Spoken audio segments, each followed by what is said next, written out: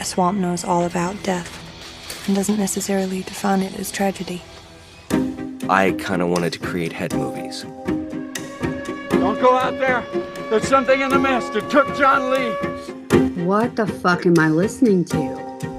The Grid, a digital frontier. If we had met in another life, we would probably be married. Holy crap, what a learning experience.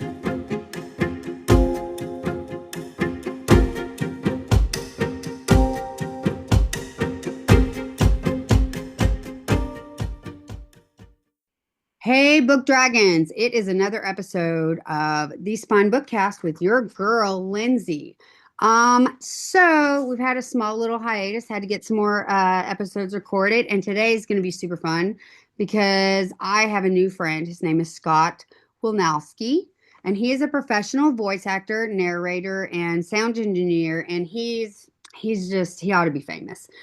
He started in 2024, and he's brought all kinds of characters and worlds to life with his amazing voice. He's done things like the Tronus assignment, the Avalon assignment, by Emery Grover. I'm sorry. He did the Havana Syndrome from Stormfire Productions, and he's originally from Baltimore, Maryland. I know he's a Yankee. We'll forgive him. He's also currently living in South Carolina, which means he's also a West Coaster. I know, but I promise you he's really, really nice. He has worked in the special effects industry forever, and he's also a painter, a mold maker, and a prop designer. And I'm really excited to have him on the show. Say hi, Scott. How are you? Hi, Scott. How are you? And actually, wait, Southern California, not South Carolina. Oh, did I say South Carolina? See, it's just my body just rejects it. That's all it is. How the heck are you this morning? I am good. How are you? Just peachy, as per usual. Nice. This is nice. This is fun. Thanks for having me on. You're absolutely welcome. So let's get into it with the usual question that I always ask. How did you get into reading? Well, let me see. Okay. So I've been doing it my whole life, right? Just Sure. being characters, being weird. Even when I was a child, just a kid of a boy back in the day. And I always found, I don't know, real life and my real voice kind of boring. So Sure. I would just launch into characters. It's kind of been like a lifelong thing that I just love to do. Sure. Much to the chagrin of, friends and family, because it never stopped. Sure. But it just so happened that when I got on TikTok, which is basically where it started, I was I forget exactly how it started. I think I may have run into one of those voice acting challenge type Sure. of videos. And I was like, "Oh, this seems fun." And it literally gives me an exact excuse to do what I love to do anyway. So I Right. did that for a couple of years, and it was just as a goof, just for fun, just because it was fun Sure. as hell. And then start putting myself Excuse on me. there, posting videos, Sure. and then I was like, so there were people in the industry that saw these videos and saw the things I was posting. It was like, oh, cool. What kind of stuff have you done? Because you're really good. And I was like, oh, Sure. am I? That's pretty cool. Sure. So I started thinking about it, and started thinking about it and putting some serious effort into it, not just as a goof, but like, wait a second, hold on. Yeah. This would be really awesome to do as a living. Okay. So I started researching, started reaching out to professionals that were already in the industry. Everybody, by the way, in the community, and I'll always say this, in that voiceover TikTok community, voice acting TikTok community, everybody is so freaking supportive. It's insane. Everybody just wants to see everybody else succeed. I love that about TikTok. Same thing with like writers, anything creative. Everybody in the TikTok community is literally some of the most generous, kindest, most helpful people that I've ever met in my life. Yeah. Yeah. And because of that support, I mean, that was actually a big thing. That support, the feedback. And then I started thinking about it more seriously, and I was like, well, wait a second. If everybody could do this, they would just do it. So what do I need to do? Yeah. Voice coaching. So I started, just because you can do voices doesn't mean that you can like be a voiceover artist or voice actor. Right. So yeah, got some voice coaching through UVT, Terry Daniels, UVT, Okay. Universal Voice Talent, and did that for a little over a year Uh-huh. as I was doing the TikToks more and more, and Yeah. then started actually auditioning for things. I love that. Yeah, and it just kind of snowballed from there. I had a homemade booth, PVC pipe and moving blankets. Sure. Unfortunately, I live about a mile away from a major California freeway, so it does not matter what time of day it is. There's always going to be some like Sure. noise, and I was like, well, this is unacceptable. So yeah, then I don't know, I started saving up, investing in equipment, and a year and a half after that was May of 2024, where I was like, oh my gosh, I'm actually getting jobs and making money. I'm going to go ahead and quit my day job. I love that And so much. yeah. Yeah. And actually it is kind of okay, so check this out. Being a newbie, Mm. I was just happy to have anybody like an audition that I did and be like, ooh, this character may only have 3 lines, but hey, you got it. Also, Sure. we liked your other audition for this character. And I'm like, ooh, cool, I get 2 roles. Yeah. And then it was 3 roles in one story. But it was, and this is originally the Tronus assignment, which was my very first, which is actually available on Audible. It's a part of the assignment series by Emery Grover. The Okay. Tronus assignment and Sure. the Avalon assignment. It's very cool, very sci-fi military Nice. story. Okay. Now, the cool thing is, I got a call back and they were like, hey, you're these 3 characters, but it's a total of 17 lines. And I'm like, okay, cool. Hey, look, I don't care. That's Yeah. great. 3 characters, Still, yeah, shows yeah. range, all that Yeah. stuff. And then it turns out that there was an issue. Without going into too much detail, there were some parts that would have to be cut Okay. because of certain financial things with the Sure. production. I was like, oh, okay. And they were like, unfortunately, your 3 parts that you're doing are so small that they need to be cut. And I was like, okay, all right. Yeah, that happens. That sucks, but I'm still riding high on the fact that I was chosen in the first place. Sure. Things beyond my control. Sure. Then I got a call back and then I just kept on doing my thing. I was like, something else will come up. Sure. And then I got a call about 2 weeks later saying, hey, so there was an issue. Nothing can be done about it. With somebody else who is in this production, and it is now open, and it is bigger than the 3 parts combined than what you wanted, than what you auditioned for. Sure. And I'd like to give it to you. And I was like, all right, cool. What's the Nice. part? And I'm thinking like maybe we go from like 17 lines to like 40 lines. Sure. No, it was the part of the narrator who has thousands of lines. That's awesome, dude. Yeah. Yeah. And I was like, okay. Yeah, I'm down. Yes, 1,000%. I love And that. and that's when it kind of snowballed. And that's also when I developed my relationship with Celtic Blue to You, as she is known. She is the founder of Total excuse me, Total immersion narration. Yeah. Okay. Yeah. Pardon me. Fine. Yeah.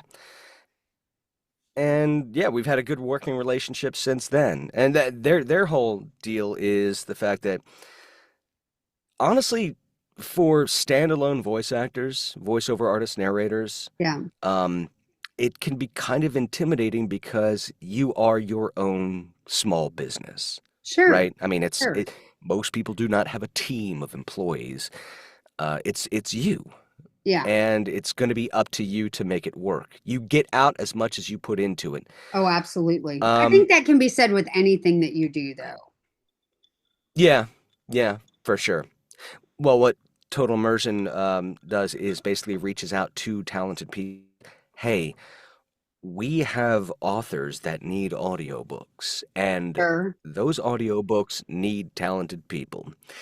And it's not so much like you work with someone, it's reaching out to talented people that they've got a good relationship with and say, would you like to audition for this? Like to do this? Hey, Yeah. so it's like half the work is kind of done for you. You don't need to go out there and grind and grind and grind, which especially if you've got a job, which a lot of, especially upcoming narrators and voice actors have, that's a lot of time, man.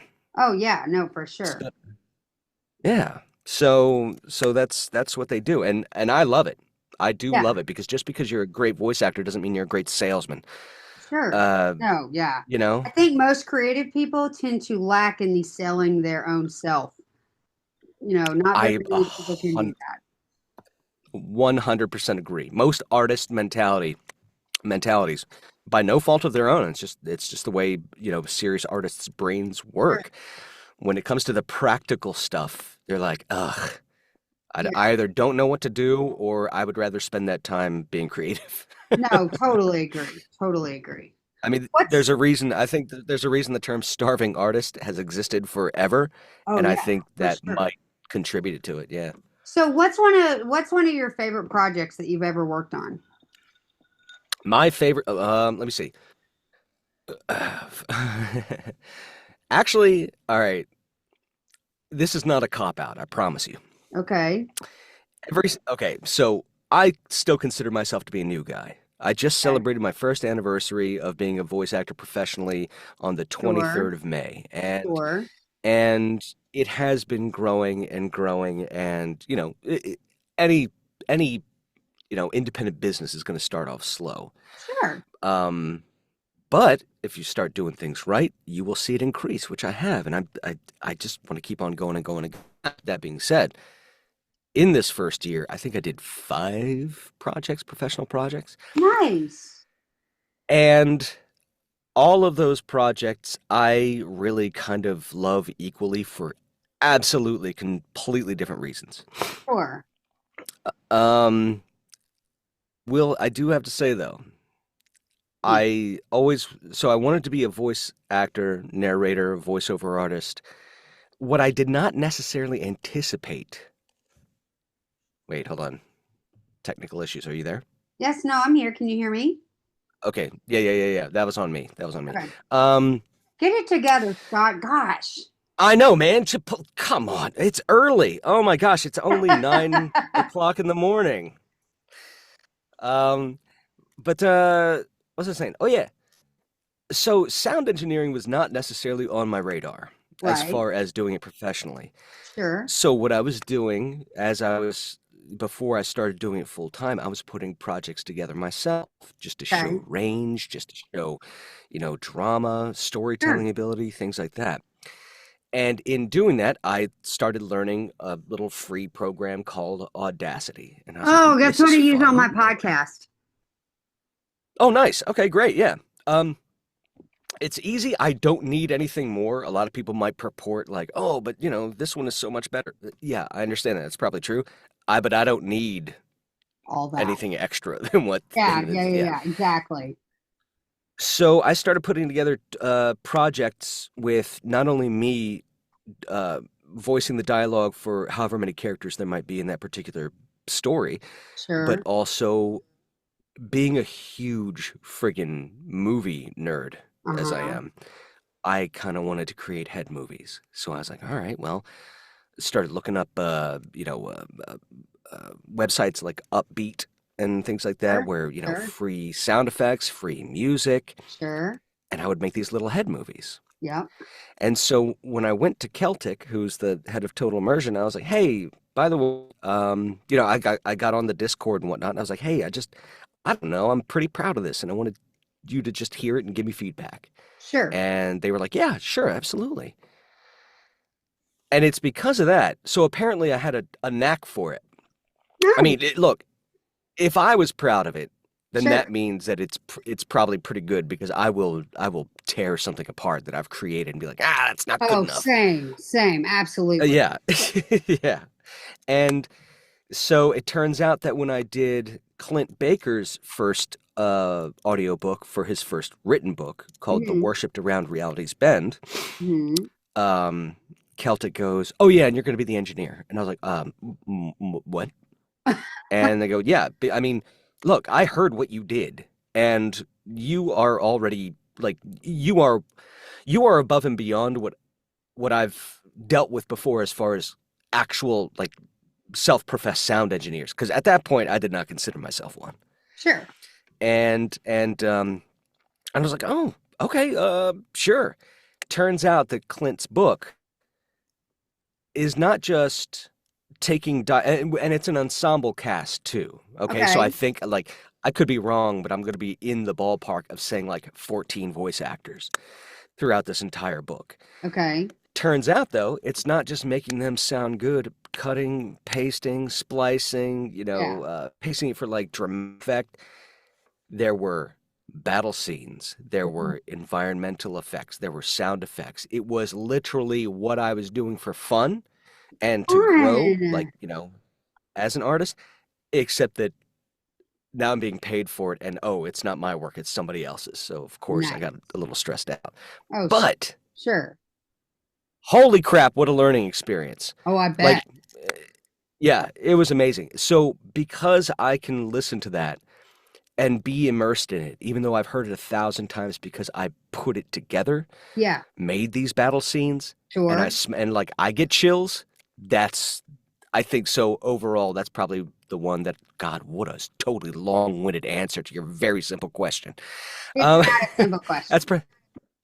All right. Well, that's probably the one that I'm quote unquote most proud of, just because of everything that went into it. And it was at that point that I was like, oh my God, this is not bad. And then all of a sudden became a voice actor / sound engineer.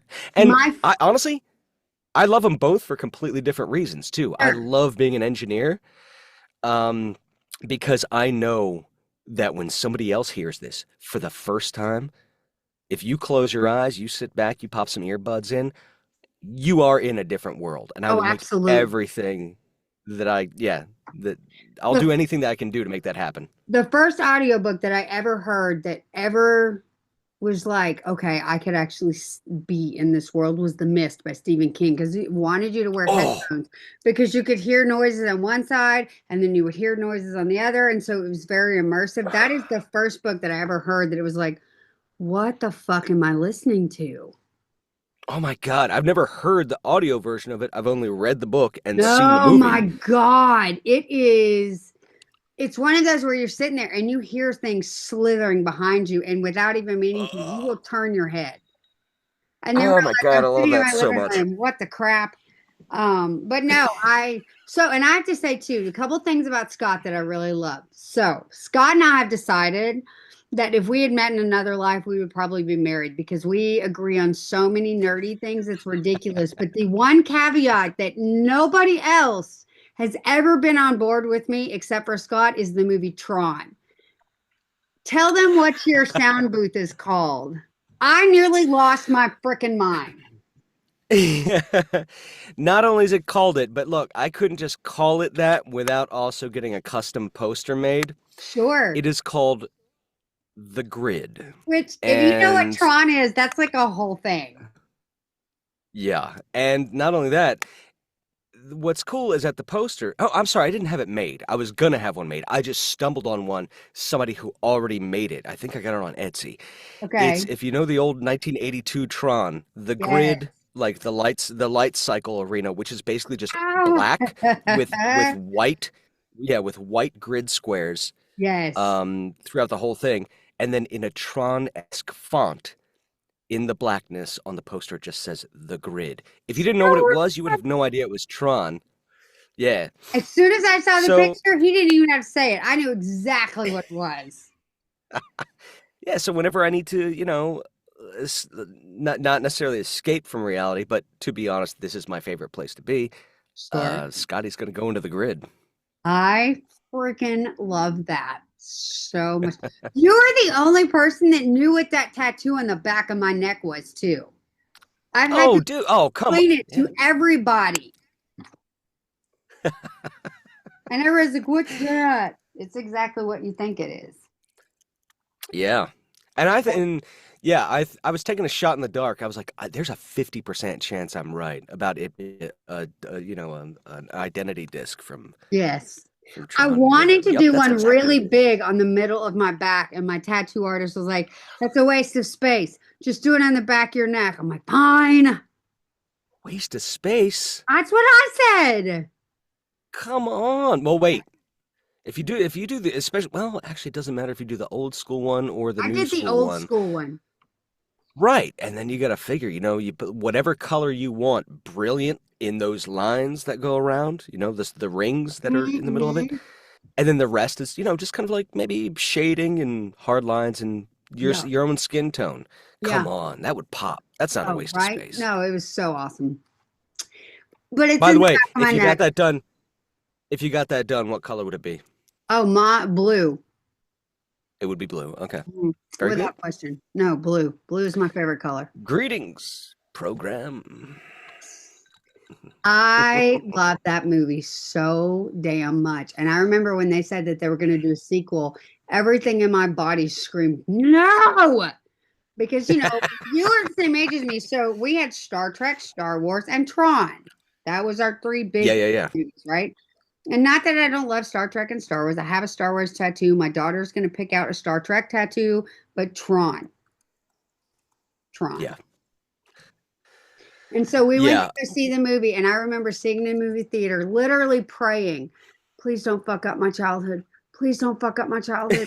Please let this movie be good. Please don't. If it's bad, I'm gonna get up and leave. I swear to God, I don't want to watch it if it's gonna be bad. Please don't fuck up my childhood." And I remember the first time that you actually see Jeff Bridges, not Jeff Bridges, the program, but the actual Jeff Bridges. It was all I could do not to scream in the movie theater. I like lost my mind. Like, Yeah. So here they're doing a third one, and apparently he's coming back for the third one. And I'm just like, okay, you did give it second one. Yeah, they could easily explain his presence. Oh, I think so too. I mean, absolutely. Because if you can have Clue and Flynn existing in the same way, you can have a Flynn and another God, right? Digital Flynn. Look, normally I'm the same way. I was like, when I first hear about something, I'm never a naysayer. Yeah. Right? I'm like, okay, hold on, this could work. And then when I realized it was produced by Steven Lisberger, who is the creator of the original Tron. I was okay. I believe the director too. Yeah. I was like, okay, it's getting better. It's getting better. Got the original member. We got the original guy. Okay. I'm getting on board. Yeah, he's not going to let anybody interfere with his baby, and they didn't. And what's the guy that came back? The best friend, whatever. I can't remember what his name is. The fact that he came back too. It's like, okay. Alan Bradley. Yeah. The old, yeah. Yes. I was like, okay. Yeah, and not only, yeah, they did a really good job. Not only that, very happy. Not only that, they also did like if you bought the Blu-ray or something like that, and you have all the extras. There's the guy who played in the original. He played Ram. Yeah. So he actually played his real world version. I forget the user's name, but he was in a short film, one of the several short films they did for promotion, which is amazing because it just fleshes out a world. And if there's something I love, it is people who just flesh out a fictional world. And it was like a whole Flynn Lives movement is what it was. Yeah. Because nobody knew what happened to him. Yeah. And he was in this like 20-minute long short video, and I was like, oh my God, that's the dude who plays Ram. That's his user. I really in the original one, he's like, that Nine Inch Nails did the music for it too, because it went really well. Well, yeah, Nine Inch Nails is doing it for Tron Ares. It was oh my God, why am I blanking right now? Oh yeah, I'm sorry. Daft Punk. That's right. Daft Punk did the second album. That's right. I'm sorry. Nine Inch Nails is doing the next movie, which a lot of freaking am so happy about. There are so many people that are like, why don't they do Daft Punk? No, first of all, I get it. Second of all, lifelong Nine Inch Nails fan over here. Third of all, concert, amazing. Oh yeah, me too. So third of all, check this out. Tron Legacy takes place mostly in the grid, right? And Right. the music for that movie is by Daft Punk, and it really like grabs Oh onto that God, whole, like, it we're in the grid, totally different world. Third one seems like it's going to be the opposite. Maybe a little bit of grid stuff, but mostly in the real world. You yeah. need something more industrial, Oh, I maybe a think little so more too. visceral, I think so a too. little less electronic. Yeah, Yeah. Oh no, I I think think so I think too. it'll fit. Well, and I love, so getting back to audiobooks and that kind of stuff, Yes. I really, really enjoy how you can listen to a story and it's not just somebody reading something off. You've got, like what you do with the sound engineer, you've got the background noise, you've got the music, you've got the inflection in the voices. It's not just blah blah blah blah blah blah blah blah blah blah blah blah blah blah. Like take Yeah. Andy Weir's, not The Martian, but not Art, is it Artemis? The one with the guy in the spaceship, and I think it's Artemis. And they're getting ready to make a movie out of it. And I cannot, I've listened to that 4 times because the guy who does the voice is brilliant. And in the book, he meets an alien who speaks in musical tones, right?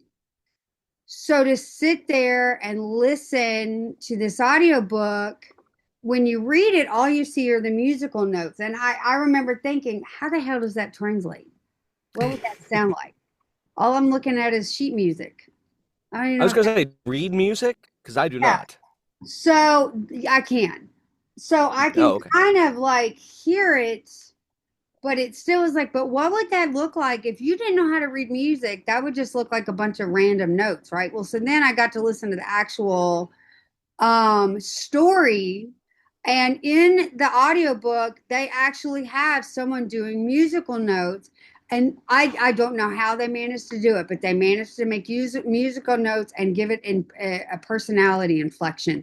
And it was so flippin' cool to hear an alien speak in musical notes. And you actually, after about the third or fourth time of him speaking, started picking up the inflection and emotion of what he was saying in these musical notes. It was the coolest thing I have ever heard in my life. Oh, that sounds rad. Oh, it was so That rad. sounds super cool. And they're doing a movie, and so I'm really curious to see how they're going to do the movie. And Ryan Gosling is playing the main guy, and the whole thing, he's it. Like for 95% of the movie, he's it.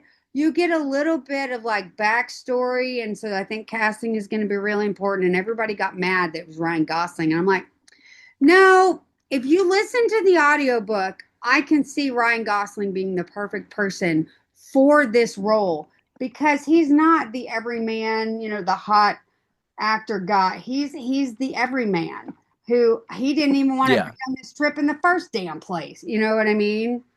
And so He's like the hot everyman.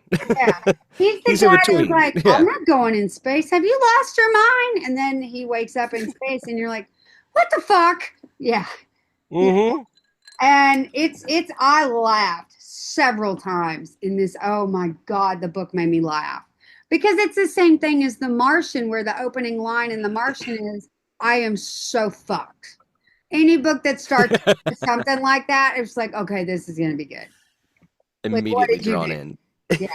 What did you do? Yeah. Plus, I do love when the protagonist isn't every man, every woman. Like, yeah, because you can immediately identify with them. No matter, Yeah. it could be like the craziest, most fucking like insane, Crap ever. otherworldly thing that's going on. But if you put somebody who can literally just say, "No, this is crazy. Yeah. I'm in an insane situation right now," then Yeah. the reader's like, "Yeah, you are.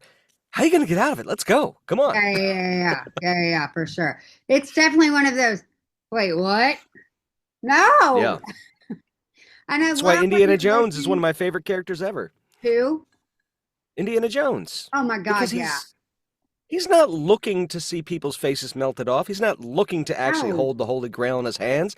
He's like, well, I hear it's, it's an artifact, and then Yeah. it should go in a museum. Yes. And then he gets Yes. wrapped up in weird shit, and he's like, wow, that was strange. Anyway, And back the to thing life. that gets him is not the melting faces or, like drinking the Holy Grail and seeing a guy that's 10,000 years old. No, it's snakes. Snakes, that's his It's thing. not the weird shit. It's snakes. Yep. Like that just cracks me up that out of all the weird crap that you're looking at right now, snakes. Yeah. This is Hilarious. actually, you just made me think of something that honestly I don't think enough people think about. And I just recently had a conversation about this with somebody a few days ago. So look, when somebody says creepy crawlies, right, when it comes to animals, Ah, they usually say snakes or spiders, right? nope, bugs. And Bugs. what? Well, then Temple of Doom is a nightmare for you. But God, every time but no, that but thing comes on, I'm just like, I gotta not look at it because he would have died. most people, I'm sorry, Indiana Jones and that kid would have fucking died. The first moment that I realized it was bugs, man, I will miss you. I'm so fucking out. Yep. I just love the fact that but I mean, in general, most people, they say snakes or spiders. What are you more scared of? And everybody has their opinion, their own feelings, their own phobias, whatnot.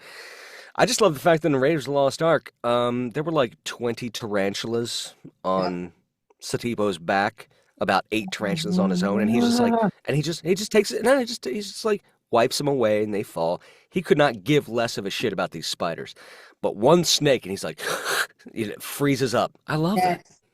Yeah, Because for most people, or for a lot of people, it would be the opposite. They're like, nope, I stopped watching when I saw tarantulas covering this dude's back. nope. Okay. Yeah, for well, me, Indy doesn't. I'm not there, so it's fine. It was the bugs for me. Indiana Jones would have died. I would have missed him. I would have thrown him a hellacious funeral, and I would have bought a shit ton of Raid.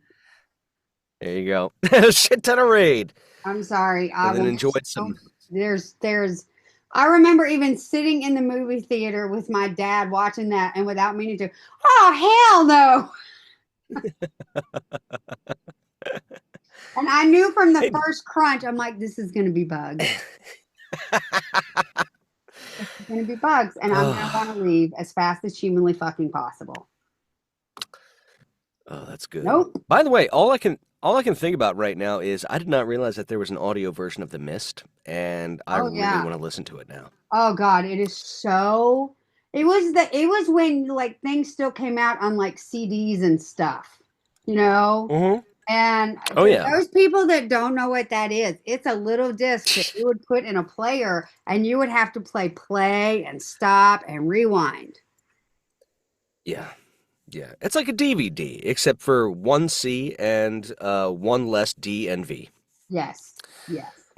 That was dumb. But it just, oh my God, I remember sitting in the floor of my mom's house, listening to that, just going, what the and then they came out with the movie, and I was really, really afraid that they were going to do something to the ending to change it, because the ending is what makes it so damn phenomenal. It is definitely a typical Stephen King ending.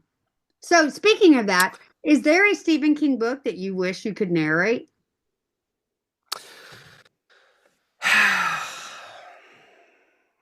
Yeah, not a book, but it would be like a story. Hold on, wait a second. I just thought of something. I was going to say The Mist. I did. I was going to say The Mist because it is one of my favorite stories. As a matter of fact, I would not necessarily say, "Oh, I'm a big Stephen King fan," because I mean, I love Stephen King. I love his mindset, his approach to things. Sure. But all of his works, I love his novellas the best. I love his collections, like Skeleton Crew, the collection, which I believe, I believe the Mist was in Skeleton Crew. I think another one of my favorites was also in Skeleton Crew, and that is The Jaunt. Have you ever heard of The Jaunt? I've read that. I know I've read it. I just can't remember it. Okay, well, I'm certainly not going to spoil anything because anybody who has not heard of it, it's a pretty short story. I think it's shorter than Mist, Hmm. but damn, they pack a lot in there, and it has to do with the advent of teleportation travel, Oh Lord. and they call it a jaunt. Okay. You jaunt. You go from Sure. point A to point B super quick. Sure. And one of the main elements of participating in a jaunt, because it's now taking a jaunt is now commercially available, kind of like getting on a plane. Sure. But in order to do this, you have to sleep. You can't experience the jaunt. You can't go from point A to point B You got to sleep. conscious. Yeah. Yeah, and nobody knows why. Sure. Oh God. I mean, is it a Well, spoiler though? Don't spoil it. So they're getting ready to All do right. the movie The Long Walk by Stephen King. And I always love all of the movie trailers for Stephen King crack me up because it's like, oh, it's such a lovely story. Look at these awesome things. It's so great. How touching. And all of a sudden, and it takes a hard left into, oh my God. Of course. Yeah. And I have See, that's always what's beautiful. loved Stephen King tends to give your brain just enough to hang its head on. And then you're like, but wait, what about the coffin? And oh no, we're over here now. And your brain is going, but the coffin. And so your brain takes over. And I don't care what he could write. Nothing that you could write is worse than what your brain comes up with because he's given you just enough to work with for all the horrors to invade your brain, and then you can't sleep for a week. Yep. Oh, Salem's Lot is a speaking prime of, example of that. wait, what is it? Salem's Lot, prime example of that. Oh yeah. Like the Yeah. grave digger at the Yeah. coffin when he's talking about how he can see the kid's eyes through the grave. I had to put it down and go watch cartoons. I was like, I can't. What in the fuck? Yeah. I need happy shit in my brain right now. Can't go to sleep. I've got to watch, Elmer Fudd and Daffy Duck try to shoot each other because this is not. Nope. By the way, speaking of which, you may know this, but Okay. I gotta say, if there's anybody that's listening to this and they don't know this, this is pretty great. Speaking of The Mist and its ending, I'm talking about the book and the movie. Oh yeah. And I'm not going to discuss details of either in case there's somebody out there who's not, absorbed this material. But Sure. First of all, I love Frank Darabont, who directed The Mist. Also The good. Green Mile, also Shawshank Redemption, all of also those, several all of episodes of those, Walking yeah. Dead. Yeah. He's great. And to have such reverence for material is something that I love because you can always tell whether it's an actor, whether it's a director, whether it's a writer, Sure. if they're a fan, it makes such a difference Oh, absolutely. in the final product. When he changed the ending from the book, and I learned that when Stephen King saw the movie, because it's different than his story, Mhm. and he saw the movie and he said, holy shit, if I had thought of that ending, that is what I would have done. For what movie now? So for The Mist, so how the movie ends, Yeah. Stephen King saw the ending of that Yeah. of the movie based on his book, and he said, if I had thought of it, that is what I would have done. And I'm Yeah. like, I literally could, if I was Frank Darabont, I could have died happy right then and Oh there. my Be God, like, right? Oh my a God. legendary writer like Stephen King saying, "Ah, shit, I didn't think of it, but if I had, that's what I would have done." Yeah. So great. Oh God, yeah.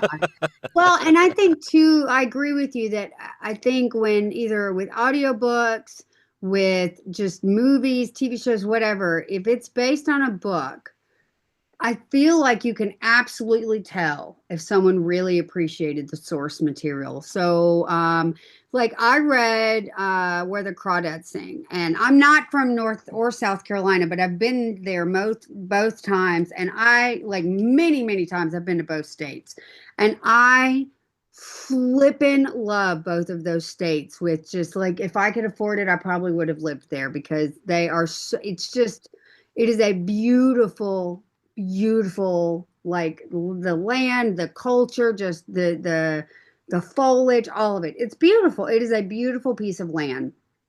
So when Mhm. I read Where the Crawdads Sing, excuse me, it's like a love story to that area of the country, right?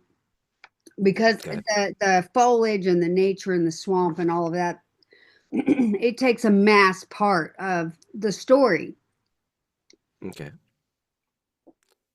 Great book. I read it in like 2 days. God, I love that book. Then I heard they were doing a movie, and I was like, no, they're not. There's no way. There's no way you can do this justice. There's no fucking way. No, you're not. Don't do that. Don't do that. And I went to see it with a friend of mine who had also read the book, and she and I were both fully prepared to absolutely despise this film. Mhm. Because I was just like, there's no way that you can inflect the love of the land that the main character has onto film. There's no way. This is gonna suck. But we're gonna go. It's gonna suck. It was a beautiful movie. You can tell that whoever directed this movie loved the book because it was astoundingly accurate to the book and it was stunning. It is a stunning piece of filmmaking compared to the book. Like I've I left so happy. I bought it the day it came out. I've never read the book. How Oh my old is this movie? Maybe 3 years. Not, Oh not, wow. yeah. It was a sleeper hit for some reason. I don't know why more people didn't go see it because it is fucking brilliant. It's about this girl who it's set in like in the 40s or 50s, maybe no 50s. It would have been the 50s. Yeah, I think that's right. So her whole family is poor. Her dad's an abusive drunk. Her mom finally has enough and she leaves. And so basically it ends up she's a child, okay, like maybe 12, living in this house in the swamp area by herself, okay, because everybody else has just kind of left or died or just and nobody in this town offers at all to help her, right? So she ends up fending for herself at 12. The only person that takes any concern or care for her is this black couple that runs the gas station for the boats and all this kind of stuff. And they find ways to give her clothes and food. And it's just about her life in this house, right? In the swamp. And everybody knows her as the Mhm. swamp girl. Nobody is nice to her. Everybody's a bunch of douchebag assholes. But she is this stunningly wonderful, deep character that I wish I were friends with her because she's so, God, she's just beautifully written. And then the girl that brought her onto the screen, for the rest of my life, will love this actress because of this one scene. Just the whole movie. Because it's such a quiet character. Which sometimes quiet characters are Oh really wait. hard to translate from book to screen or book to audio. And she did a brilliant job in the movie. Oh my God. I was so And happy. there are two actresses. There are two actresses that play her. One Yes. is a little girl and one is a younger woman. Yes. Sorry, I just looked it up real quick. I don't know honestly who any of this cast does excite me because I love watching movies. Yeah. Okay, so this came out in 2022, just over 2 hours long, and there are two actors that I do really, really like that a lot of people Yes. don't know who they are. Yes. David Yes. Strathairn, I and love him and so as Tom much. Milton. Yes. And Garrett Dillahunt, who I Yeah. loved from Deadwood. Yes. I don't recognize I anybody else, but God. Yeah, man. Like Daisy Edgar Jones, I've seen her in one thing, but David Strathairn, I don't care what yeah, it is. Strathairn. Yeah. Yeah, I will watch it. I do not care. I don't care what it is. I will watch it because that is my man. I freaking love him on a level that is borderline stalking.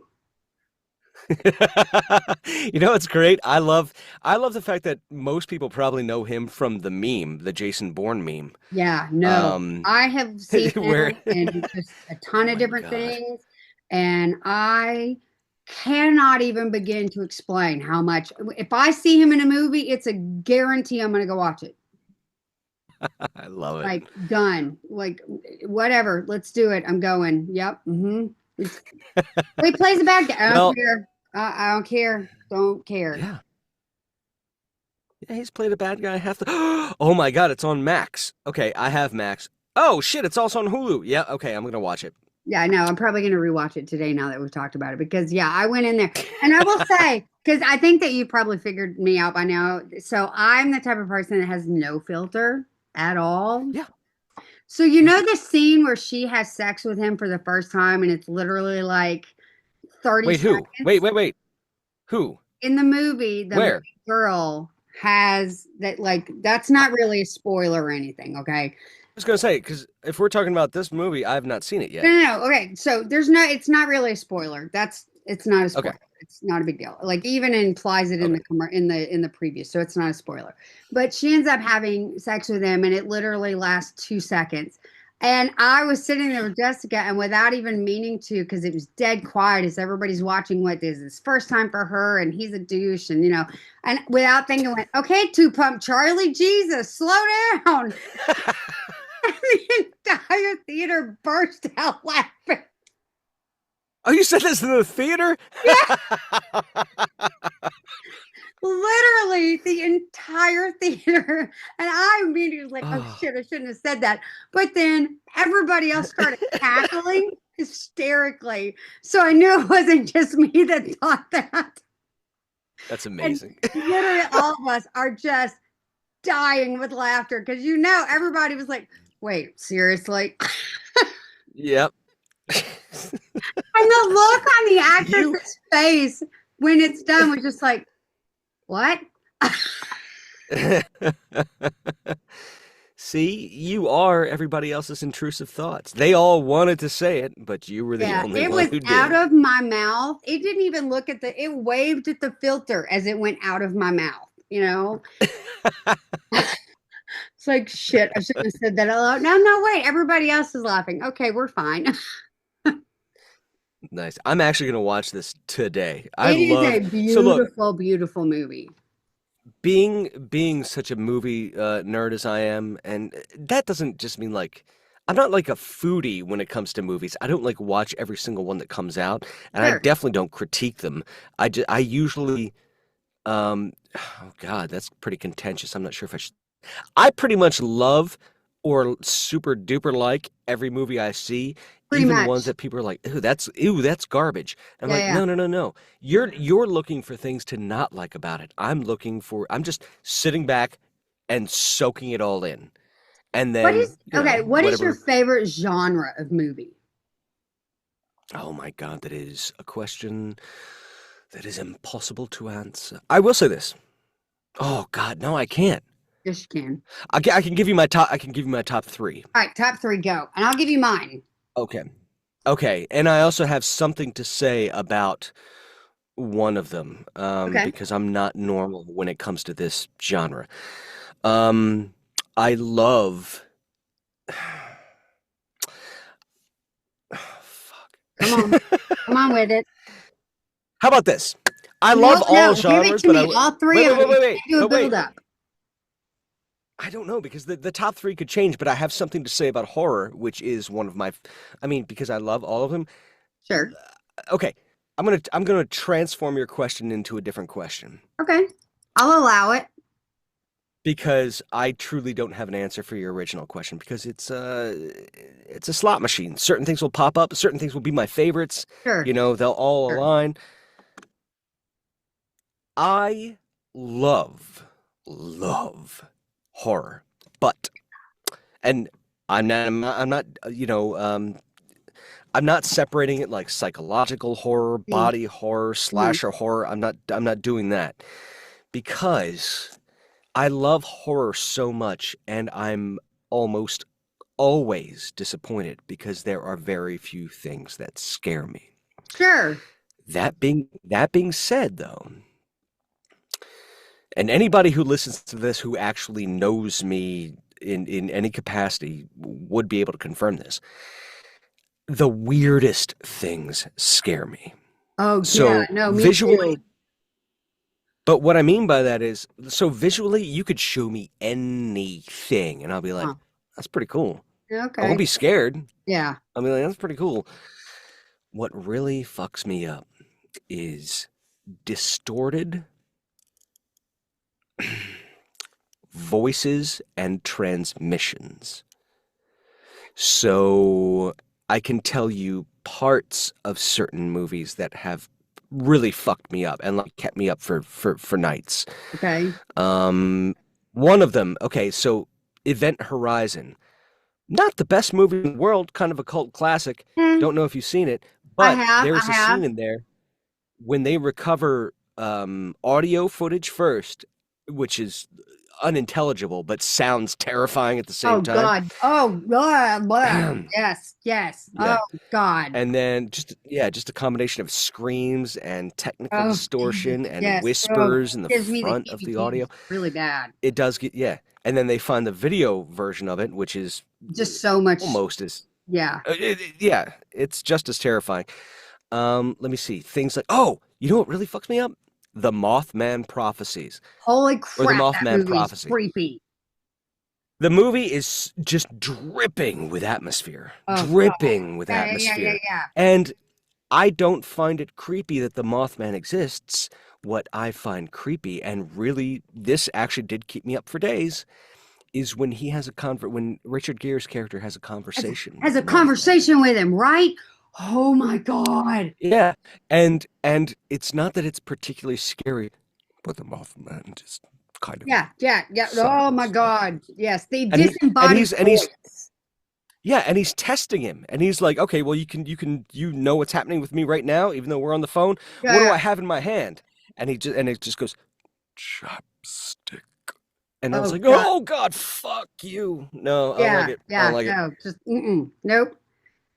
My favorite voice stuff really gets me. What is it?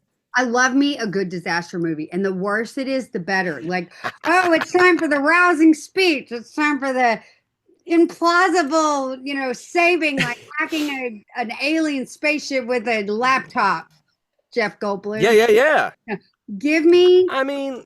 And my favorite one so far right now is Moonfall, not because of the movie, but watching my husband's face watching the movie as him sitting there going, wow, because it was so bad. Give me a disaster movie and I will just cheer it on every time. Lamageddon, Piranha. Lamageddon? Yes, Lamageddon. Piranaconda. What was the one? Velocipaster, the Poseidon Adventure, what's the 1999 or whatever that one is with the water rising and it's got John Cusack. I can't remember what that one is. Like, give me John Cusack. 2012. I mean, yeah, that's 2012. That's it. Give me a good disaster movie. I will I love me a disaster movie. I don't care how bad it is. I will go watch it. We went to go see Skyfall with a couple of my friends, and it was so bad that we started laughing halfway through it in the movie, like cackling with laughter. And our running joke is, well, it could be Skyfall. Give me a good disaster movie, and I will cheer it on every time. My favorite disaster movie though is Night of the Lepus. So Night of the Lupus. Lupus, yeah, that's what it is. The one with Tippy Hedges and the rabbits down in Texas. The rabbits. With they and they would eat people out of their windows of their houses and God, it's one of the best movies ever. And the fact that it's actually based on an actual problem that happens down in Texas is hilarious. God, it's one of the best movies ever. Oh man! By the way, you just made me think of Bill Pullman's speech in Independence Day when you mentioned it. Gotta have that rousing. Couple days ago, couple minutes ago. As President Whitmore. Oh my God! I've seen that movie 1,000 times. Oh, that may be an exaggeration, but not that much. Sure. That speech still gives me chills to this day. And what we need every time. Ugh. Why though? Like, why that speech? Because Bill Pullman is a hell of an actor and can deliver a line. I literally think that if anybody else had given that speech, it would not have had the impact that it has now. It's because Bill Pullman looks like the common man and was able to Well, I was going to say, he is the common man in that movie. Yeah. And but he's also president. Nobody else could deliver I that love speech but him. Yeah. It's one of those, it's one of those speeches that, it's a great speech, but you got to have the right actor. I will say this. I would absolutely love to, and it doesn't even need to be a project that I'm being paid for. I want to either adapt a speech, read a speech, or come up with a speech and then read it, maybe with throw some background music, some dramatic tones, some dramatic pacing, to read a speech that's 2 minutes of just straight speech that has even a fraction of that impact. I would love that. I like as a voice actor, I would love that. You ought to do the King's speech. That was the speech that King what's his name? Colin Firth? Yes. When he read that speech, that was like what got England into the war and that kind of stuff, and you find out he had this stutter and all this kind of stuff, and he read that speech, and I remember watching that movie, bawling my eyes out by the time he got done with that speech, because it was just like I was ready to go to war. Oh my God! Okay, you're gonna be like, what? Watch it now. I've not seen the King's speech. I know it is such an interesting movie because Helen Bonham Carter plays his wife, and Jeffrey Rush plays this speech therapist that everybody thinks is just certifiably fucking insane, and his methods are just, you sit here and you watch him going, what the fuck is wrong with you?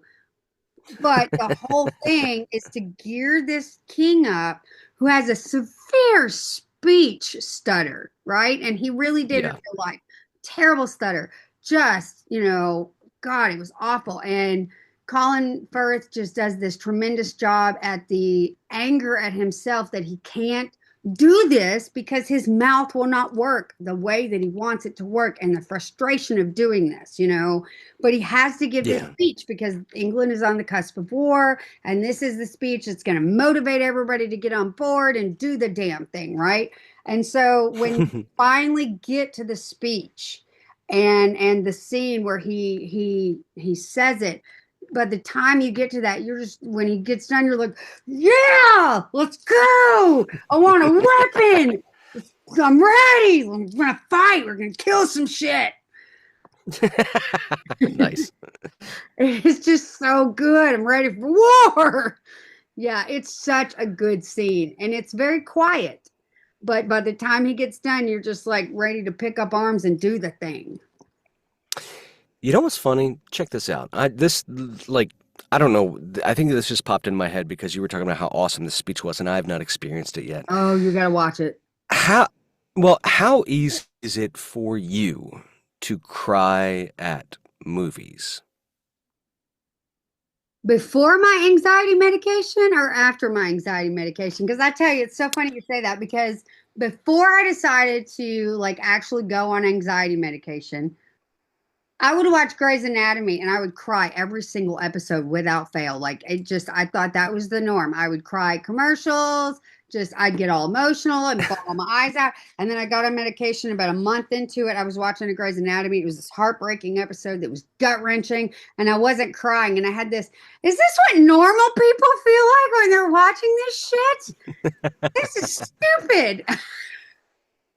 But I think when there are moments of great humanity where you see someone's true humanity and they're going through something that is absolutely gut-wrenching.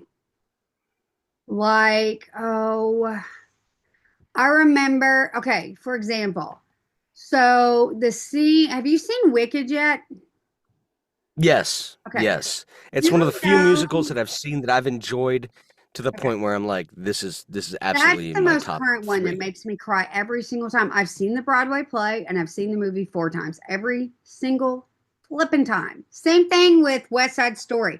I know it's coming. I know it's coming every damn time. Every time, medication or no medication.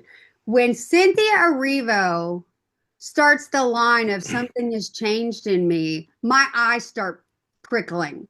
And by the time she's done singing that damn song on that damn broom, I am bawling my eyes out Oh because God, you it's so have good. this character who finally has like realized, fuck all that. I'm a badass. And I'm not letting Yeah. nobody take nothing from me. And just you know, and like in West Side Story, when Maria and Tony finally just like they're leaving, they're done with all this crap, we're gone. Just y'all figure this, and then he dies. Just the injustice of it, and Maria's standing there going, "What is wrong with you people? We're gonna kill people. Fine, I'm gonna take you out, and I'm gonna take you out. And the last bullet, I'm taking me out because this is ridiculous." And she's just sobbing, and you just see the grief is just coming off of her in waves. That just she's lost her brother, she's lost the person she loves, she's sick of everybody's crap. Ah, I know it's coming, and I will just sit there bawling my eyes out every time. You know, that's actually really interesting because you did not describe 2 sad things. The whole reason for my question is because I want to know how much of a weirdo I am in this, hold on, in this particular respect. Okay. Don't just say Scott, you're a weirdo, because No. obviously I that's mean, you true. But are, in but this particular sure. Yeah, in this particular respect, I don't cry at sad things. I don't cry at painful things that I see in a movie. When I cry, and it is like, and if it is grand enough, I will cry every single fucking time I see it. Whatever it is, whatever the scene in movie is, I cry at things that are so awesome that I can't keep it inside, like my Yeah. excitement. For Yeah. instance, like I'll give you like a guaranteed 100% every single time. Avengers Endgame, when the Oh my portals at the end God. start opening. I have never cried at a superhero movie the way that I cried at that movie. Like I was in uh yeah. And here's the thing, I'll cry harder when the battle starts. oh Like my God, after the right? emotional shit. And Yeah, I'm yeah, like, "Oh my God, this is so fucking cool." yeah. Yeah, Yes. and then tears will come out of my face. When we went to go see, oh God, what movie was it? We went to go see some, I can't even remember, but I remember, and it was like the culmination of all of this work, and it was Oppenheimer. When Oppenheimer is standing there and he sees this weapon that he's built and it finally goes off and he sees what it does, and all of this work and all of this struggle and all of this has led to this one moment where he finally gets to see this thing that he built go off. I was in tears Mhm. because I could imagine the magnitude of working Yeah. that hard. And finally, here it is. Yeah. And then you're Oh, like, holy shit, this could end the whole world. yeah. Yeah. And that moment of, Yeah. uh, Yeah. Yeah, this it's is I don't know, not what it's I thought this was going to be. it occurs to me, I think the weirdest things make me scared and the weirdest things make me cry. It's Yeah. not like the typical stuff. Yeah. Like for I don't know. me, okay, you mentioned horror. The Jason and Freddy Krueger and that stuff doesn't make me scared. What scares me is the Hannibal Lecters, because that shit is true. There's somebody out there Yeah. that eats people. His name was Jeffrey Dahmer. That shit freaks me out. And the fact that all these people knew about it and the police didn't do anything anyway, and he still got away with it. Ted Bundy, that freaks me out. Because that shit is true. Texas Chainsaw Yeah. Massacre, you know how that guy got caught? He got caught because the sheriff's mother went missing. And he went over to this guy's house thinking he's just the normal loner guy in town that nobody really knows much about. He's a really nice guy, just kind of quiet. So the sheriff goes over to him. Hey, have you seen my mom? Yeah, she's on the kitchen table right now behind the guy standing in the door. That's how he got caught. That's true. That's so That, fucked.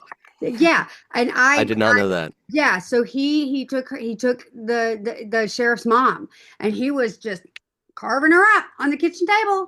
And the sheriff knocks on the door. Hey, Huh. my mom. That's her face. See? Hanging on a hook. That's how he got caught. And that kind of stuff is what freaks me out, because that's true.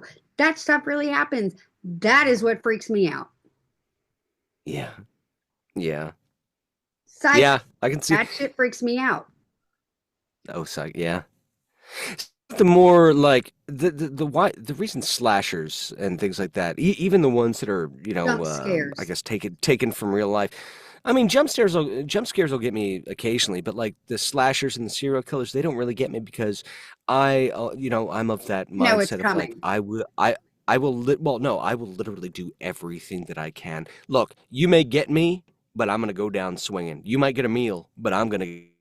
I will be a fire And girl. I'm not running up the stairs. I'm not answering the door. If there's a noise, I'm leaving. yeah, If there's a disembodied voice in the house, cool. Enjoy your new house. I'm out. Deuces. I'm not going in the basement. I'm not going in the attic. If my kid starts speaking in a foreign language that she doesn't know, I'm gonna miss her a whole lot. I will throw her a hell. If my dog starts talking to me, I will miss my dog. I will go get another dog. I'm not. If it's a dark house, cool, I'm not going in there. Do you want to spend that night in a ghosty house? No. ghosty, just a ghosty house. You want to go to this insane asylum and take pictures? No. Nope. No, I don't. I'm gonna go to Walmart.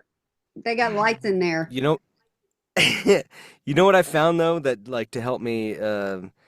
It's not even that I want help to deal with it because I Yeah. kind of loved being freaked out because Sure. so few things do. But on my little TikToks, I did one video that very, very, very night, and I was like, I'm gonna go ahead and just dive into this thing that freaks me out and create a little video. Mhm. I think I don't know how long it is, maybe 4 minutes long, Mhm. maybe 5. Mhm. But I was like, like if anybody was like, Scott, I don't understand the whole transmission or garbled voices thing. Explain it to me. I'd be like, watch this video. This video freaks me the fuck out. And I made Yeah. it specifically because even though I made it, it still freaks me out Mhm. when I listen to it. Mhm. Yeah, so but to like embrace it and bring it close and be like, Yeah, you're better than gotcha me. now, I'm gonna bitch. nope right the fuck on up out of there. Well, if you're scared of spiders, just pour a bucket of them on top of your head. It's fine. I You'll would get over rather it. chew glass. Yeah. Nope. No, What if you're scared of chewing glass? Might as well just dump a bucket of spiders on your head at that point. Those Saw movies, I cannot get through those movies. I can't do it because I would just kill myself and get it over with, because anything that he's is going to be far worse than what I know. All right, well, Scott, I love talking to you. You know I do. But we are out of time. I want to thank you so much for hanging out with me. And see, I told you we ended up going everywhere but where we wanted to go, which is why I love this podcast so much. So it's just a conversation. Nice. All right. Well, I mean, if you want to go somewhere else, maybe we can do it again. I'd be 100% down. This was a blast. No, for sure. We'll probably have you sit at the AuthorCon, so be watching that for April, you guys. Yes. You and Pierre, since you like horror, I'm probably going to have you and Pierre do my two for the live podcast. So that'll be fun.